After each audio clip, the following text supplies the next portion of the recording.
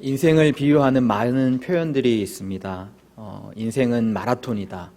그리고 인생은 등산과 같다. 그리고 인생은 사계절과 같다. 그렇지 않습니까? 그런 많은 비유가 있지만 저는 인생은 광야의 길을 걷는 것과 같지 않을까라는 생각을 해봅니다. 왜냐하면 그것이 성경에서 많은 믿음의 선진들이 그 광야의 길을 걸어갔기 때문입니다. 뿐만 아니라 예수님도 그 공생애를 시작하시는 그 시점에 광야에 머무르셨습니다. 이런 인생의 비유가 우리에게 공통적으로 말해주는 것이 무엇입니까? 그것은 인생이 쉽지 않다라는 것이죠. 광야와 같이 메마르고 또 때로는 많은 수고와 눈물이 있는 곳. 하지만 그러고도 정말 그곳이 어디가 끝인지를 정확히 알 수 없는 곳이기 때문입니다. 저도 이제 제가 인생을 한 절반쯤 살았다라고 이제 생각을 하는데, 이쯤 되면 이 광야 같은 인생이 익숙해져야 할 것 같은데, 아직도 제가 나아가야 할 곳을 바라보게 되면 막막하기도 하고 때로는 그 광야와 같이 두렵기도 하다라는 것을 느낍니다.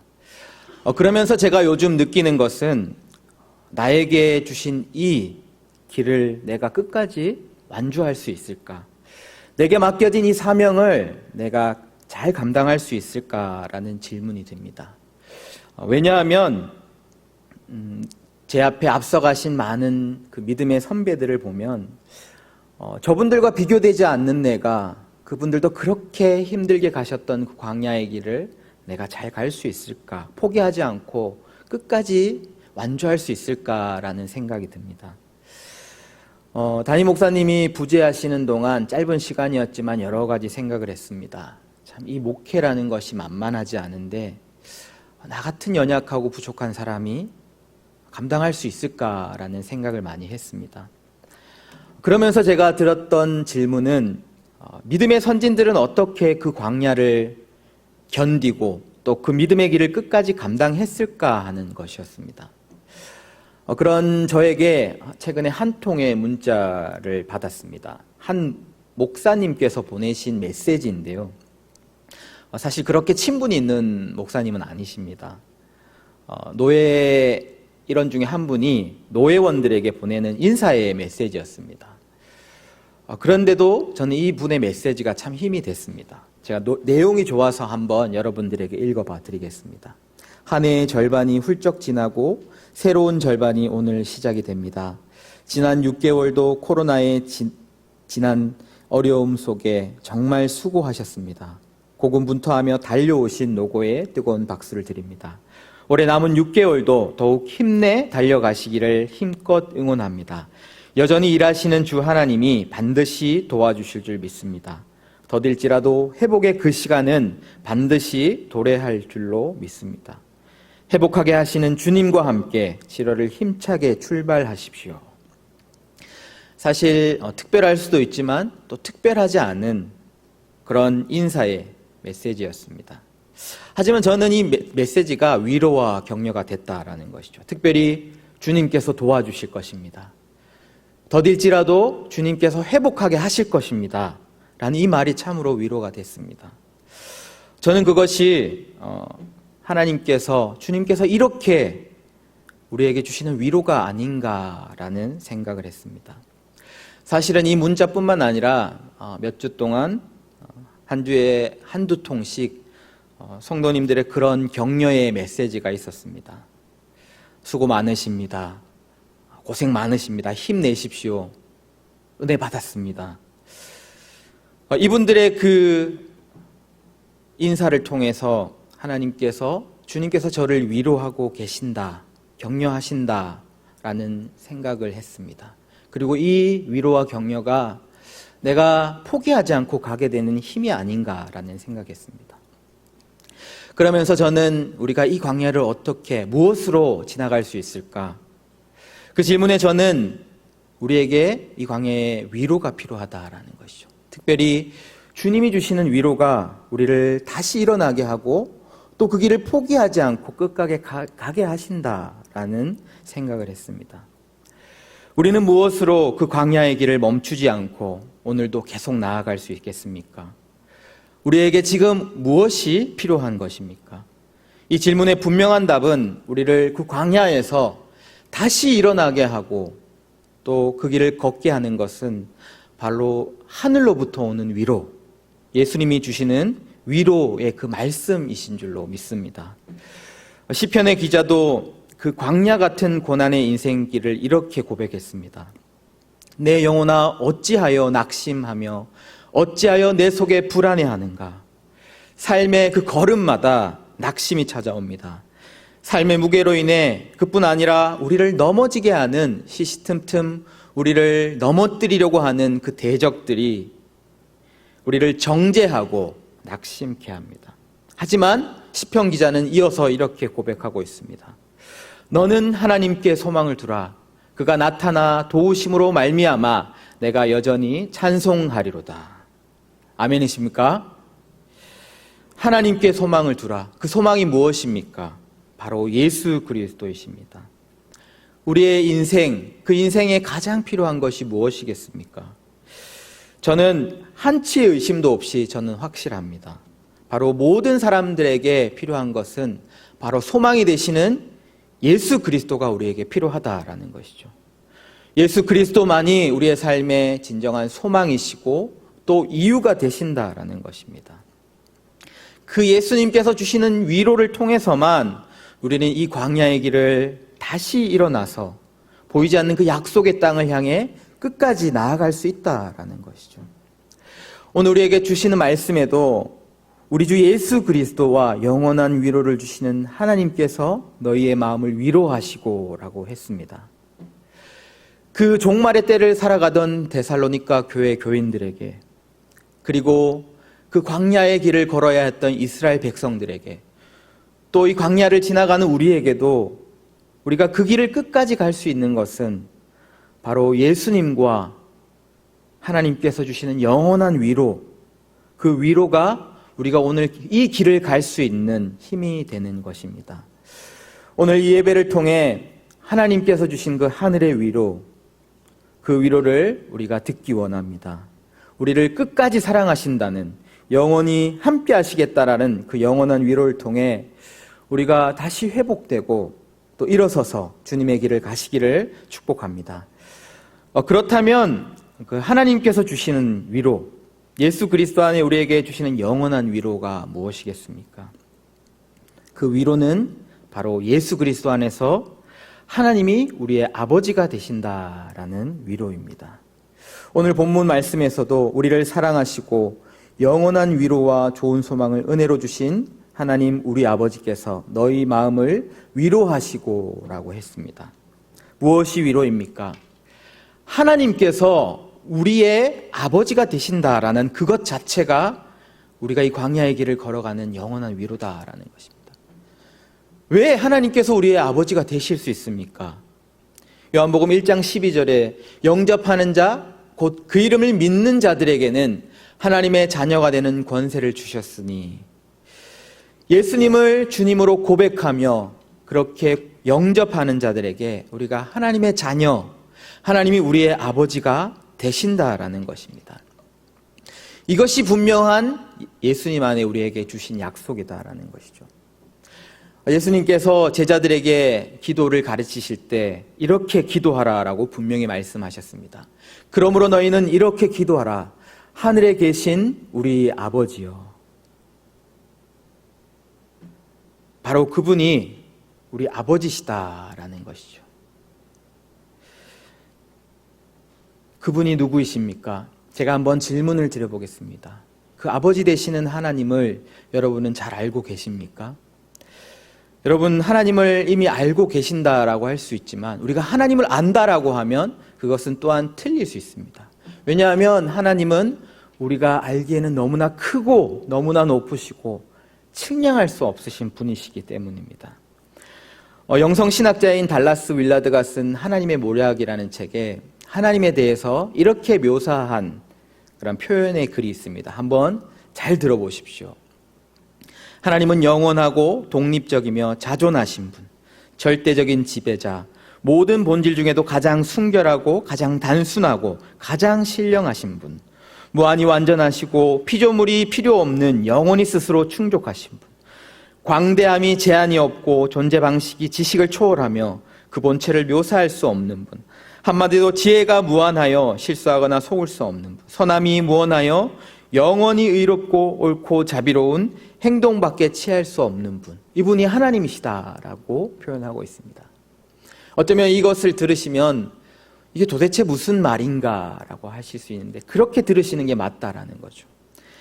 이 분이 이렇게 하나님을 표현하며 얘기하는 것이 무엇이냐 하면, 하나님은 이렇게 말로 다 표현할 수 없으신 분이다라는 겁니다. 우리의 입술의 말로는 다 담을 수 없는 그 크신 하나님이 바로 하나님이시다라는 것이죠. 그 높으시고 크신 하나님이 오늘 우리의 아버지가 되신다라는 겁니다. 여러분, 놀랍지 않습니까?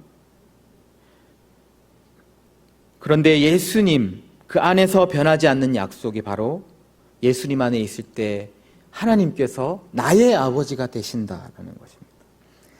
이 사실이 바로 영원한 위로가 아니겠습니까?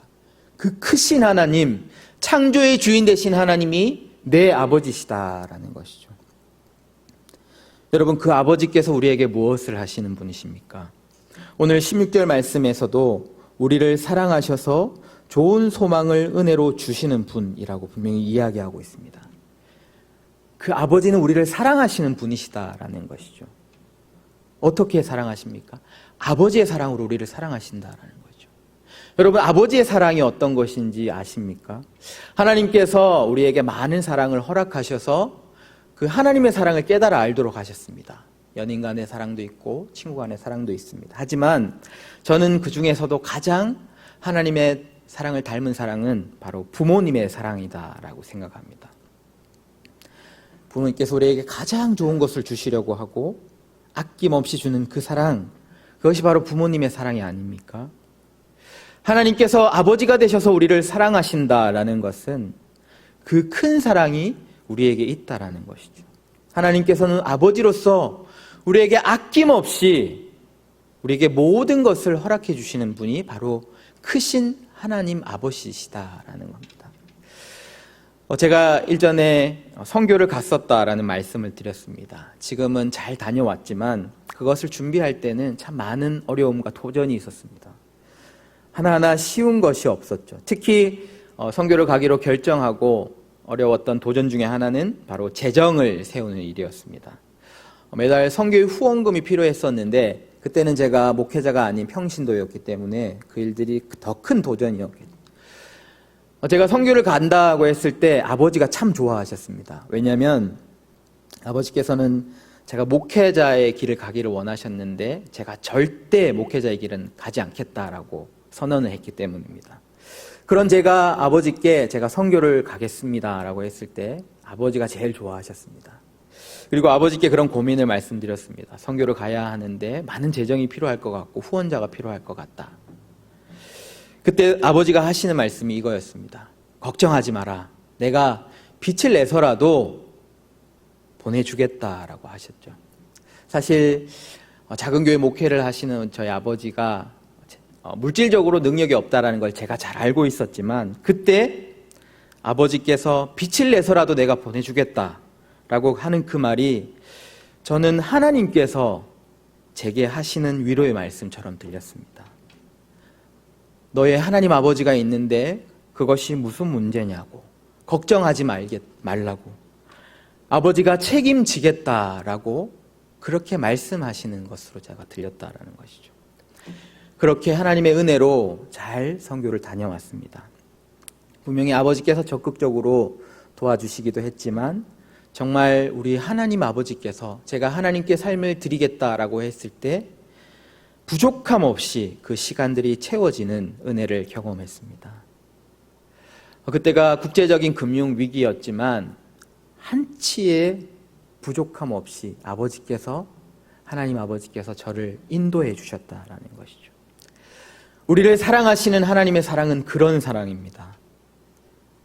바로 하나뿐인 아들을 내어주시기까지 우리를 사랑하시며 책임지시겠다라는 것이죠. 왜입니까? 바로 우리가 하나님의 자녀이고 하나님께서 우리의 아버지가 되시기 때문입니다. 이스라엘 백성이 어떻게 그 광야를 건널 수 있었습니까? 그 이스라엘 백성들이 탁월한 민족이었기 때문입니까? 아닙니다. 그들은 가장 작은 민족이었고 때때로 불평하며 예전의 일들을 말하는 부족한 사람들이었습니다. 하지만 그들이 광야를 건널 수 있었던 것은 하나님이 그들의 아버지가 되셨기 때문입니다. 신명기 32장 9절에서 12절 말씀에 이렇게 말씀하십니다. 여호와의 분깃은 자기 백성이라 야곱은 그가 택하신 기업이로다. 여호와께서 그를 황무지에서 짐승이 부르짖는 광야에서 만나시고 호위하시며 보호하시며 자기의 눈동자같이 지키셨도다.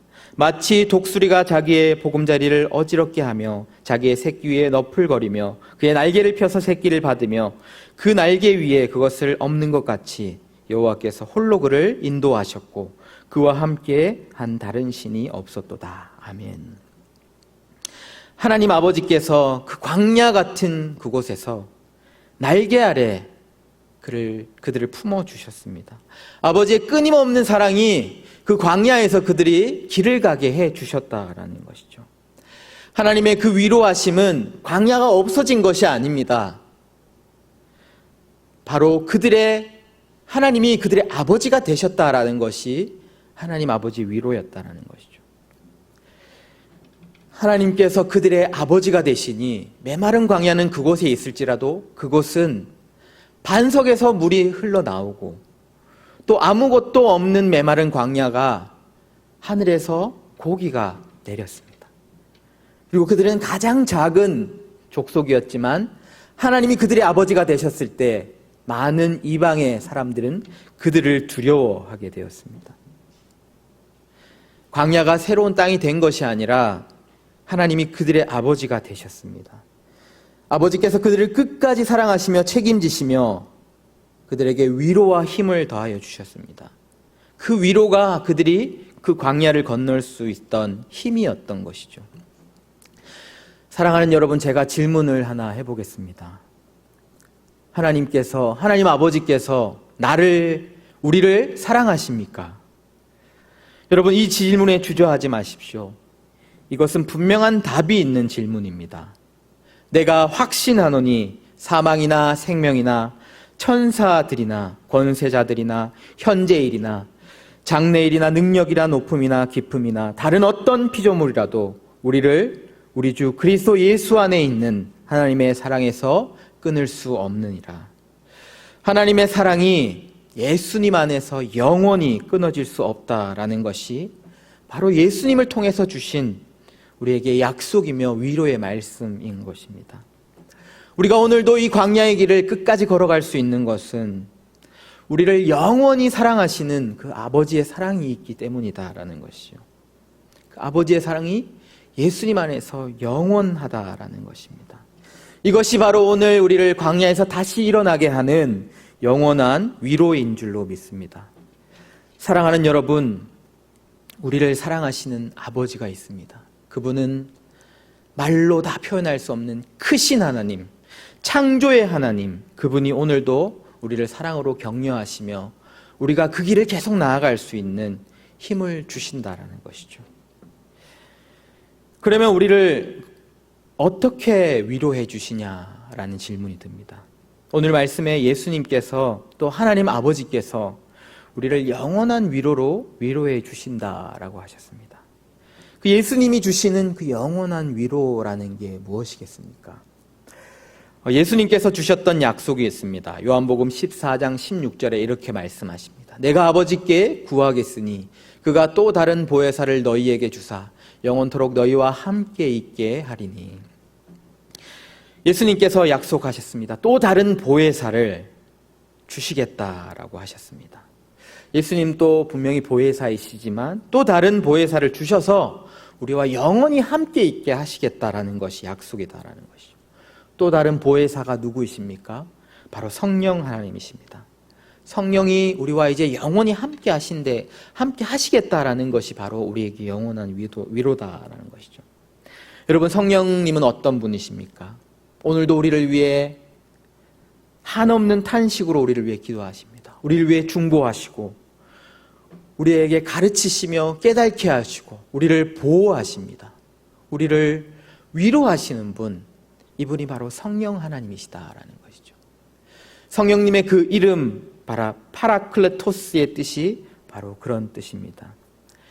그 보호자와 인도자와 위로자가 되시는 그 하나님께서 오늘 우리와 함께 하신다라는 것이죠. 영원히 함께 하시며 우리를 중보하시고 가르치시고 깨닫게 하시고 그렇게 우리를 위로하신다라는 것이죠. 그런데 예수님께서 한 걸음 더 나아가는 약속을 주셨습니다. 요한복음 14장 17절 하반절입니다. 그는 너희와 함께 거하시며 또 너희 속에 계시겠습니다. 그 위로자 성령님께서 어떻게 영원히 거하십니까? 바로 우리 속에 함께 계시겠다라는 것이죠. 우리 안에 계시겠다라는 것입니다. 우리 안에 영원히 함께 하시며 우리를 만져주신다라는 것이죠. 여러분, 우리가 힘이 들 때, 우리가 어려울 때 누군가 내 옆에서 손을 잡아주거나 또 등을 토닥여줄 때 우리가 얼마나 많은 위로를 받습니까? 하지만 성령님께서는 이제 우리 안에 계셔서 우리의 가장 가까이 계셔서 우리의 그 모든 아픔과 어려움 가운데 위로가 되어 주시겠다라는 것입니다. 그 성령님의 위로가 있을 때 회복되지 않을 수 없는 것이 아무것도 없다라는 것이죠. 여러분, 그 성령님의 위로를 경험해 보셨습니까? 저희 아버지께서는 제가 목회를 하기를 원하셨습니다. 하지만 저는 말씀드렸듯이 절대 목회만은 하지 않겠다라고 단언했습니다. 이유가 있었습니다. 왜냐하면 제가 목회자의 자녀로 자라면서 알게 모르게 많은 상처를 받았습니다. 목회하시는 아버지만 힘드신 게 아니라 그 어려움이, 힘듦이 자녀인 저에게도 전해졌습니다. 그래서 저는 신앙생활은 열심히 하겠지만 목회는 하지 않겠습니다 라고 말씀드렸습니다. 그런데 제가 어떻게 오늘 이 자리에 있겠습니까? 그것은 성령님께서 제 안에 오셔서 위로를 해 주셨기 때문입니다. 제가 선교를 하는 동안 성령님께서 제 마음 가운데 오셨습니다. 그리고 제 마음에 있던 상처를 위로해 주셨습니다. 한 장면을 보여주시며 그 예수님의 모습을 보여주셨을 때 제 안에 있었던 그 많은 상처와 정말 꽝꽝 얼어서 녹지 않을 것 같은 그 저의 마음이 예수님께서 저를 사랑하시고 괜찮다라고 하시고 저를 위로해 주셨을 때 저는 그 마음이 한순간에 정말 녹아내리는 것과 같은 경험들을 했습니다. 성령님을 통해 그 아버지의 사랑을, 예수 그리스도의 은혜를 깨닫게 하셨을 때 이전에 그 상처뿐이던 그 것들이 나의 눈이 변화되고 이제는 복된 길로 보이기 시작했다는 것이죠. 저는 그렇게 그 위로하심 가운데 지금 이 목회의 길을 가고 있습니다. 사랑하는 여러분, 광야의 길이 왜 힘이 드는 것이겠습니까? 광야가 왜 광야이겠습니까? 아무도 없다라는 것이죠. 나를 위로해주는, 나의 편이 되어주는 자가 없는 곳이 광야입니다. 하지만 예수님을 통해서 성령님께서 나와 영원히 함께 하시겠다라는 것은 나를 위한 한 사람이 되시겠다라는 것이죠. 찬송가 88장에 2절에 이런 고백이 있습니다. 내 마음의 모든 염려, 이 세상 고락간 주님 항상 같이 하여 주시고 시험을 당할 때의 악마의 계교를 즉시 물리치사 나를 지키시네. 온 세상이 날 버려도 주 예수 안 버려 끝까지 나를 돌아보시니. 저는 이 부분이 참 너무 좋습니다. 온 세상이 날 버리고 날 외면할지라도 성령님께서는 항상 영원히 가장 가까이서 내 속에서 나를 돌아보신다라는 것입니다. 혹시 내가 실수하고 넘어지고 돌이킬 수 없는 그런 모습 가운데 있을지라도 하나님은 나를 버리지 않으시고 위로하시며 새 힘을 주신다라는 것이죠. 그런 성령님께서 우리 안에 계셔서 우리가 눈물을 흘릴 때 우리의 눈물을 닦아주시고, 우리가 아플 때 우리의 마음을 쓸어 만져주시고, 우리의 머리를 쓰다듬어 주시며, 우리의 등을 토닥여 주시며, 계속 그 길을 갈 수 있는 위로를 우리에게 주신다라는 것이죠. 예수님께서, 오늘 그 성령님께서 우리 안에 계신다라는 그 위로의 말씀을 우리에게 주신다라는 것입니다. 내 안에 계시는 그 성령님, 그분이 바로 이 광야 같은 세상에서 우리가 나아갈 수 있는 영원한 위로다라는 것입니다. 여러분, 성령님은 바로 우리 가장 가까이 계셔서 저에게 손을 내밀어 주시는 분과 같습니다. 내가 어떤 곳으로 나아갈 때, 주저할 때 그 크신 손을 내밀어 주신다라는 것이죠. 제가 제 사랑하는 아들들과 집을 나설 때 꼭 거쳐야 하는 과정이 엘리베이터를 타고 내려가서 저희 집은 조금 특별해서 현관을 나와서 지하 주차장으로 다시 내려가야 합니다. 우리 아이들이 나갈 때 정말 신나하지만 그 지하 주차장을 들어갈 때 참 무서워합니다. 가파른 계단 때문인 건지 그곳이 참 어두운 곳인지 때문인지 아직 너무나 무서워해서 그곳에만 서면 주저합니다. 그때 그 아이들이 항상 하는 것이 무엇인지 아십니까? 제가 인식하기도 전에 그들은 제 손을 잡고 있다는 것이죠. 제 손을 잡거나 저희 아내의 손을 잡거나 아니면 제 두 손을 이미 잡고 있는 아들들을 보게 됩니다. 제 손에 어떤 물건이 있더라도 제 손을 잡는다라는 것이죠. 하나님은, 성령 하나님은 그런 분이십니다. 우리 가장 가까이 계셔서 우리가 나아가지 못할 때 우리에게 손을 내밀어 주신다라는 것이죠. 그래도 내가 나아가지 못하겠습니다 할 때 성령 하나님께서는 우리를 번쩍 안아서 그 길을 담대히 나아가 주시는 분이 성령 하나님이십니다. 제가 최근에 몇 통의 위로의 문자를 받고 하나님의 주시는 위로를 느꼈습니다. 그 위로를 느꼈다라는 것은 저의 마음에도 여러 가지 많은 상황들과 지금 이 코로나의 상황에 참 많은 낙심이 있었다라는 것이겠죠.